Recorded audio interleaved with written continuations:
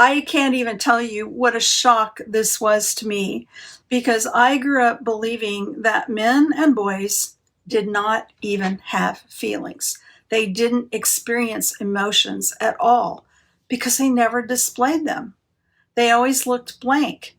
And so part of my approach, especially as a teenager, was to try to poke, to get a response out of a guy. And the more I poked, the more he shut down. Okay. So really important to understand that that is a lie from the pit of hell. Hello, I'm Dr. Debi, and I've been helping men, women, and couples grow together for more than 25 years. Now it's your turn to learn what I learned and taught as a couples counselor and university professor. You are the wise woman, and this is your personal development podcast packed with instant encouragement and practical tips.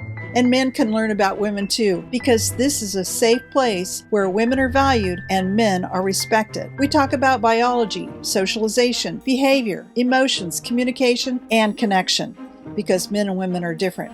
Always have been, always will be, and that's a very good thing. In fact, men are actually way more sensitive. Yes, I said that. Way more sensitive than women are to social and emotional. So that's relational and internal emotions than even a woman is.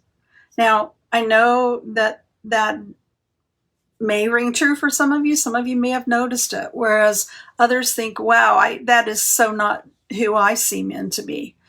But what happens is that from the moment of birth, baby boys are more sensitive than baby girls. It's research has been done on that. If you'd like the reference, let me know. I will get it to you. But that baby boys are actually more sensitive than baby girls. They laugh more and coo more, but they also cry more, and they're harder to soothe. So what happened? Why did he turn out to be this way as an adult? What happened to that sensitivity? Well, it got shamed out of him for the most part. Okay, the process of developing into a boy, from a baby to a boy to a man, shame is a huge factor that gets him not to display his vulnerability. Remember, the number one thing is don't be weak. So he invests a lot of his energy in appearing to be strong even when he doesn't feel like it. And it starts by the time he enters kindergarten. The first thing that happens is that, his verbal expressions disappear, and then his facial expressions disappear. And he learns to be a blank slate, so nobody will know how scared he is, how inadequate he feels. Wow, this was just like the biggest, most surprising thing that I ever learned about men, because I didn't think it was true. Even after having been married and divorced, I still didn't know that. It wasn't until I got into graduate school and started really studying men at an academic level. And I'm hearing all of these things and I'm going, that doesn't sound right. Probably like some of you do. It's like, this just can't be true. This woman is nuts, right? But it's there. And I've seen it in couples counseling over and over and over again, that men are incredibly sensitive. Now, I got to say, they're sensitive to different things than women are. Women are more sensitive to getting their feelings hurt. Men are more sensitive to things that attack their identity and produce a sense of shame and guilt. It's shame and guilt are a whole nother topic we can talk about another day as well, because there are some distinctions there. But primarily, the feeling guilty is more like shame, where guilt itself is just like, I did it. It's just more of a legal term, if you will, than an emotional pain.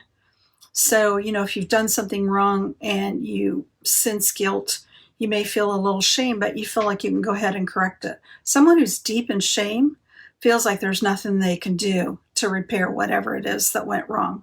Okay? What do we do with the idea that, he's more sensitive What do we do with that? Well, you got to realize he's sensitive to different things than you are. But you need to learn what kinds of things bring him shame and what kinds of things he's sensitive to.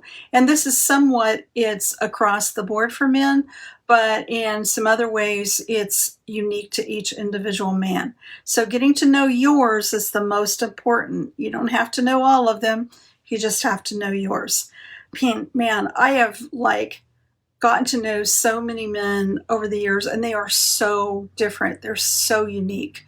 No two guys are exactly alike.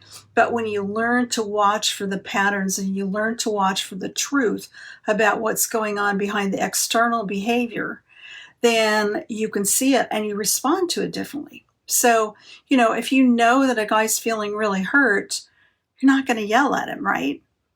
You're not going to continue to go over and over and over the things that bug you when he's feeling shame.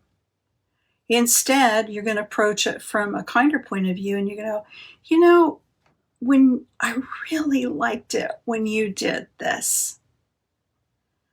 When you did that, kind of hurt. But I love it when you do that.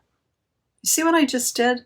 I did a positive and a negative and a positive, with the emphasis on the positive, because men really respond very well to positive feedback, much more so from women than they do from the negative, that, you're a screw up, you need to buck up, you need to man up, oh gosh, you need to grow up. Just so many things that women say to men that are counterproductive. Thank you for listening to this episode of A Wise Woman's Guide to Men and Marriage. What did you think? Did the information raise more questions? Do you want to learn more? Head over to A Wise Woman's Guide for show notes and links to the resources mentioned in this episode at awisewomansguide.com.